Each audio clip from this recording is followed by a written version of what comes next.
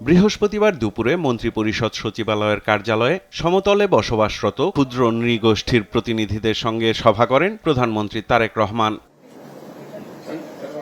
এ সময় ক্ষুদ্র নৃগোষ্ঠী সম্প্রদায়ের নেতারা তাদের জন্য পৃথক ভূমি কমিশন গঠন, সমতলের আদিবাসী অনগ্রসর জনগোষ্ঠীর জন্য জাতীয় কমিশন, ক্ষুদ্র নৃগোষ্ঠী শব্দের পরিবর্তে জাতিভিত্তিক পরিচয়ের দাবি, আইনগত ভূমির মালিকানা প্রতিষ্ঠা, কেন্দ্রীয় কালচারাল সেন্টার প্রতিষ্ঠা, ক্ষুদ্র ব্যবসায়ীদের ঋণ সুবিধা এবং বিভিন্ন প্রকল্পের নামে নৃগোষ্ঠীদের বসতি উচ্ছেদ বন্ধের দাবি জানান।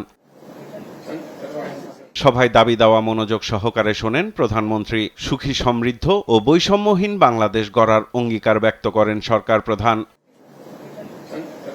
সমাধানযোগ্য সমস্যাগুলো সরকার আগে সমাধানের চেষ্টা করছে জানিয়ে প্রধানমন্ত্রী বলেন, দেশের সব প্রতিষ্ঠান ফ্যাসিস্টরা ধ্বংস করে দিয়ে গেছে। বলেন, প্রতি বছর $16 বিলিয়ন পাচার করা হতো, যা পাচার না হলে ক্ষুদ্র নৃগোষ্ঠীর অনেক সমস্যা সমাধান করা যেত। আগে উন্নয়নের গল্প বলা হলেও বর্তমান সরকারের ওপর সব চাপ এসে পড়েছে বলেও জানান সরকার প্রধান। ফ্যাসিস্ট শাসন একটি প্রজন্মকে ধ্বংস করে দিয়ে গেছে উল্লেখ করে প্রধানমন্ত্রী তারেক রহমান বলেন, পরিস্থিতির উত্তরণ ঘটিয়ে ঘুরে দাঁড়ানোর চেষ্টা করছে বর্তমান সরকার। সাইফুল রিপন, দেশ টিভি, ঢাকা।